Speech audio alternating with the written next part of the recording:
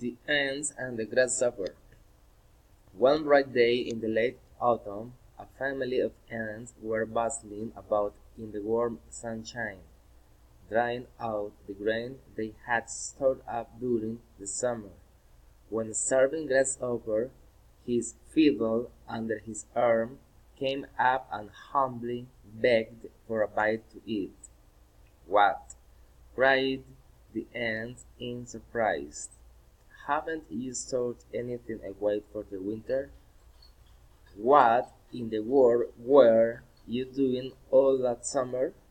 "I didn't have time to store up any food," whined the grasshopper. "I was so busy making music that before I knew it the summer was gone." The ants shrugged their shoulders in disgust. "Making music, were you?" they cried. "Very well, now dance." And they turned their backs on the grasshopper and went on with their work. There's a time for work and a time for play. Number 2.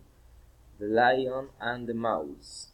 The lion was awakened from his sleep by a mouse running over his face.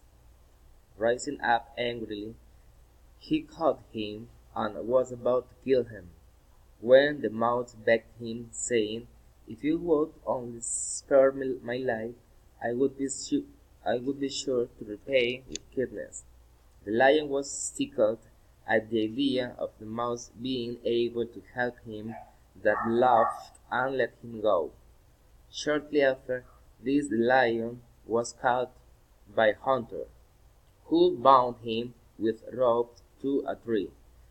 The mouse, recognizing his roar, came, gnawed the rope with his teeth, and set him free, exclaimed, "You ridiculed the idea of my ever being able to help you, expecting to receive from me any repayment of your favor.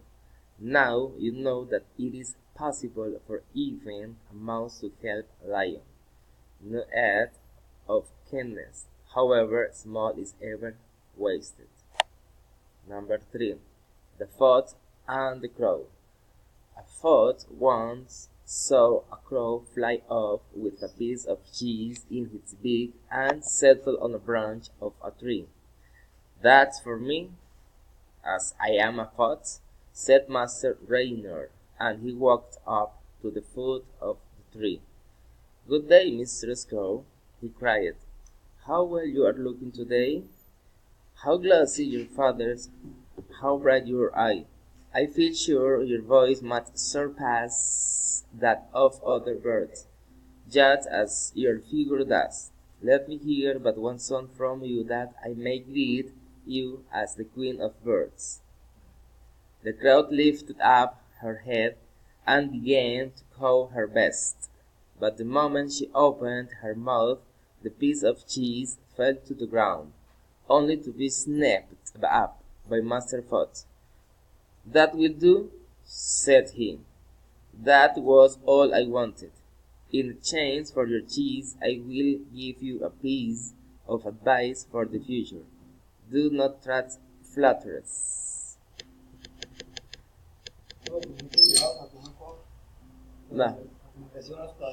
Number 4. The Wolf in Sheep's Clothing. A wolf found great difficulty in getting at the sheep owing to the vigilance of the shepherd and his dogs. But one day it found the skin of a sheep that had been flayed and thrown aside. So it put it on over its own pelt and strolled down among the sheep. The lamb that belonged to the sheep whose skin the wolf was wearing began to follow the wolf in the sheep's clothing. So, leading the lamb a little apart, he soon made a meal of her, and for some time he succeeded in deceiving the sheep and enjoying hearty meals. Appearances are deceptive. Number 5. The Boy Who Cried Wolf.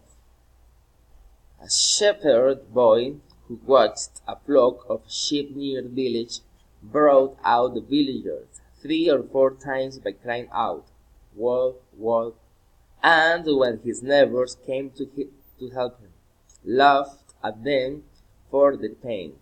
The wolf, however, did truly come at last. The shepherd boy, now really alarmed, shouted in an agony of terror, "Pray, do come and help me. The wolf is killing the sheep." But no one paid any heed to his cries, nor rendered any assistance. The wolf, having no cause of fear at his leisure, lacerated or destroyed the whole flock. There is not believing a liar, even when he speaks the truth.